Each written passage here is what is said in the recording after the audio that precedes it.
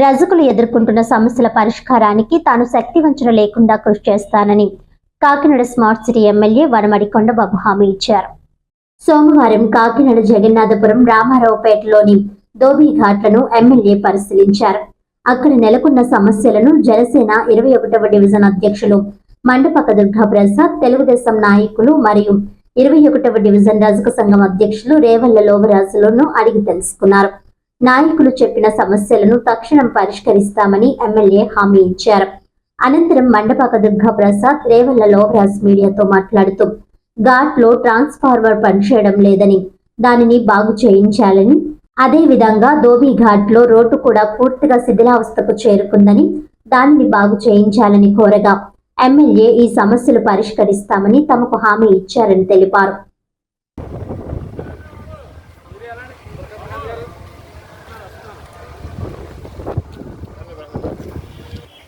ఈరోజు కొత్త రేషన్ కార్డుల పంపిణీకి ఎమ్మెల్యే గారు మా వార్డుకి వచ్చారు. అలాగే మా చెరువులో ఉన్న సమస్యలన్నీ చూసి పరిష్కరిస్తానని హామీ ఇచ్చారు. చెరువులో ఉన్న ఒక బోర్ రిపేర్లో ఉంది. ఆ బోరు రిపేర్ చేయాలంటే ఆయన చెప్పాం. నెక్స్ట్ మా ధోబీఘాట్లో ఉన్న ఒక ట్రాన్స్ఫార్మర్ కంప్లైంట్ ఉంది. ఆ కంప్లైంట్ కూడా ఆయన్ని చూపించాం. ఆయన వెంటనే ఈవో గారితో మాట్లాడి అది కంప్లైంట్ పూర్తి చేస్తానని చెప్పారు. చెరువులో ఉన్న రోడ్డు మరమ్మతులు ఉంది, ఆ రోడ్డు కూడా పూర్తి చేస్తానని చెప్పారు. మీడియా మిత్రులు నమస్కారం అండి. ఈరోజు 21వ డివిజన్లో గౌరవనీయులు శ్రీ వనమాడి వెంకటేశ్వర గారి స్మార్ట్ రేషన్ కార్డు పంపిణీ కార్యక్రమం ఇచ్చేసిన సందర్భంగా ఈరోజు మా రజక సోదరుల యొక్క లోపలికి ధోబీలోకి రావడం జరిగింది. ఈ రజక సోదరుల ఆహ్వానం మేరకు వచ్చి వీళ్ళ యొక్క సమస్యలు విన్నారు. సమస్యలు వింటి వెంటనే అధికారులతో మాట్లాడి తక్షణమే ట్రాన్స్ఫర్ యొక్క సమస్యని చేయాలని నిరూపించారు.